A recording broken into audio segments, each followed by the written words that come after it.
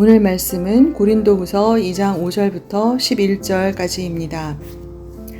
근심하게 한 자가 있었을지라도 나를 근심하게 한 것이 아니요 어느 정도 너희 모두를 근심하게 한 것이니 어느 정도라 함은 내가 너무 지나치게 말하지 아니하려 함이라. 이러한 사람은 많은 사람에게서 벌받는 것이 마땅하도다. 그런즉 너희는 차라리 그를 용서하고 위로할 것이니 그가 너무 많은 근심에 잠길까 두려워하노라. 그러므로 너희를 권하노니 사랑을 그들에게 나타내라. 너희가 범사에 순종하는지 그 증거를 알고자 하여 내가 이것을 너희에게 썼노라. 너희가 무슨 일에든지 누구를 용서하면 나도 그리하고 내가 만일 용서한 일이 있으면 용서한 그것은 너희를 위하여 그리스도 앞에서 한 것이니 이는 우리로 사탄에게 속지 않게 하려 함이라. 우리는 그 계책을 알지 못하는 바가 아니로라. 아멘.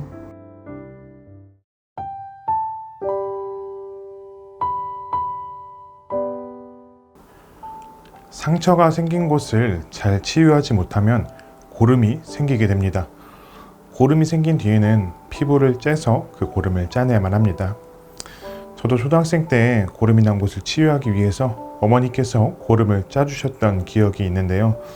그 과정은 정말 아프고 힘들지만 더 온전한 몸을 위해서는 그러한 과정이 반드시 필요합니다.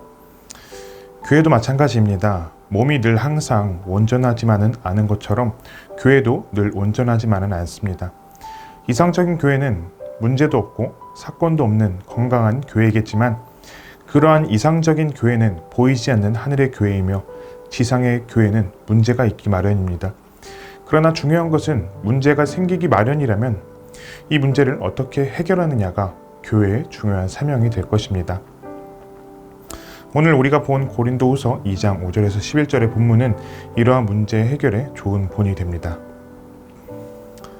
사도 바울은 먼저 자신과 고린도 교회 공동체를 근심하게 한 사람이 있었음을 얘기합니다. 2장 5절에서 6절을 제가 세 번역으로 읽어보겠습니다. 누가 마음을 아프게 하였다면 실은 나를 마음 아프게 한 것이 아니라 과장하지 않고 말해서 어느 정도는 여러분 모두를 마음 아프게 한 것이라 하겠습니다. 여러분 대다수는 그러한 사람에게 이미 충분한 벌을 내렸습니다. 이 사람은 누구일까요?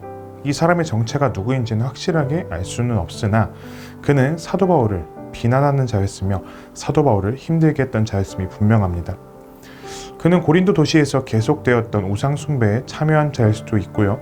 사도 바울이 고린도에 두 번째로 방문했을 때 사도의 가르침에 저항한 자일 수도 있습니다. 그가 사도 바울에게 범죄한 사실은 이렇게 추측을 할 수 있지만 분명한 것은 그가 범죄한 것으로 인해 사도 바울은 매우 힘들어했다는 사실입니다. 우리에게 주어진 고린도서는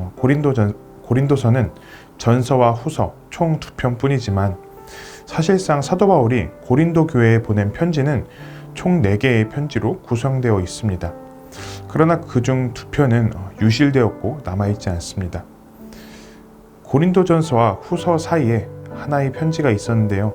그 편지를 눈물의 편지라고 불립니다. 이는 사도 바울이 세 번째로 고린도를 방문하고자 했으나 사도 바울을 근심하게 하는 이 사람 때문에 방문하지 못하고 편지만 보냈기에 눈물의 편지라고도 불립니다. 사도 바울의 간절한 발걸음을 막을 정도로 이 사람은 사도 바울을 힘들게 했습니다. 그러나 그는 결국 교회의 징계를 받았죠. 6절은 이미 그 사람이 충분한 벌을 받았음을 암시합니다. 이 사람에게 내려진 벌은 아마도 출교에 해당하는 벌일 것입니다. 그러나 사도 바울은 7절에서 이제는 그를 용서하라고 말합니다. 용서할 뿐만 아니라 그를 위로하라고 말합니다. 그 이유는 그가 많은 근심에 잠길까 두려워함인데요. 그가 출교를 당한 나머지 너무 근심해서 신앙을 버릴까 두려워함이었던 것이죠. 교회의 건징에는 분명한 목적이 있습니다.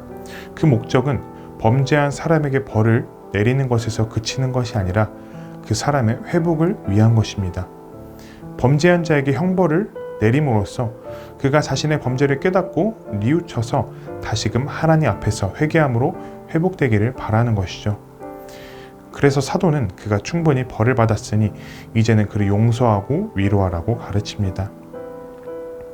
왜 그렇게까지 해야만 할까요? 교회는 그리스도의 몸이기 때문입니다. 우리 몸에 상처가 나면 온 몸이 함께 고통을 느낍니다. 손가락이 찢어지면 그 손가락만 고통을 느끼는 것이 아니라 그 고통이 우리 몸 전체에 영향을 미칩니다. 몸은 곧 하나이기 때문입니다. 손가락에 상처가 났다고 해서 그 손가락을 내버려 두는 사람은 없죠. 반드시 치료해야 합니다. 사도 바울이 이 사람을 용서하고 위로하라고 말하는 것은 곧 고린도 교회를 위한 것입니다. 잘못을 해서 징계를 받지만 그래도 지체이고 하나이기 때문에 그가 받은 형벌이 충분하고 그 형벌로 인해 회개를 했다면 이제 다시 그를 받아들이라는 것이죠. 그러나 이 받아들이는 것은 그냥 교회에 다시 출석하게 하라는 것을 의미하지는 않습니다. 사도 바울은 8절에 이렇게 말합니다. 그러므로 너희를 권하노니 사랑을 그들에게 나타내라. 사도 바울이 말하는 바는 그 사람이 공동체에 다시 들어오게 하되 그에게 거리를 두며 들어오게 하라는 것이 아니라 하나님께서 너희를 용서하시고 사랑하신 것처럼 너희도 그를 용서하고 사랑하여 너희의 교제 가운데로 들어오게 하라는 것입니다.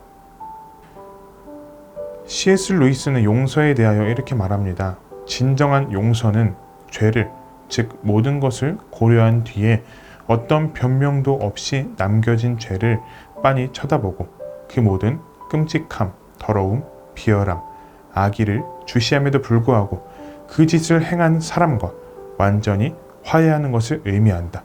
이것이 그리고 오직 이것만이 용서다 라고 말합니다. 고린도 교회가 행해야 할 용서와 위로와 사랑이 바로 이것입니다. 그리고 사도 바울은 이들이 이것을 순종할 것을 요구하고 있습니다. 사도 바울이 이것을 요구하는 이유는 작게는 사도 바울도 그를 용서했기 때문이며 궁극적으로는 공동체 전체가 사탄에게 속지 않게 하기 위함입니다.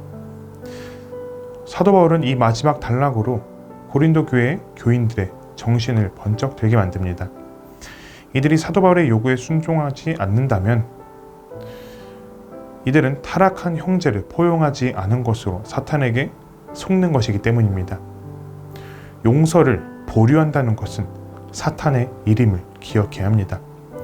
사탄의 계책을 이기는 방법은 하나님께서 그리스도 안에서 우리를 사랑하시고 용서하신 것처럼 우리도 그리스도 안에서 우리의 지체를, 형제 자매를 사랑하고 진심으로 용서를 베푸는 일입니다. 교회는 머리이신 그리스도를 섬기는 지체들이 모인 곳입니다. 우리의 몸 중에 어느 한 부분이 상처가 나서 그것을 잘라버리지 않고 같이 아픔을 느끼며 같이 회복을 경험하듯이 교회에서 범죄한 자가 있다 하더라도 합당한 권징을 시행한 후에 교회의 지체인 성도가 회복되기를 기다려야 합니다. 교회의 권징은 죄를 지은 자를 처벌하는 데 목적을 두지 않고 그 성도가 다시 하나님 안에서 회복하는 데 목적을 두기 때문입니다. 혹시 우리 주변에 잠시 신앙을 떠난 자가 있거나 범죄하는 자가 있습니까?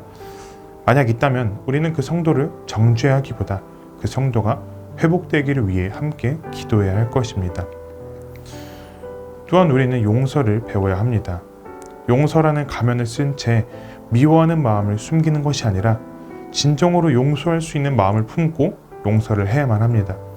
용서는 사탄을 이기는 책략임과 동시에 교회를 더욱 아름답고 든든하게 세워가는 승리의 방법이기 때문입니다.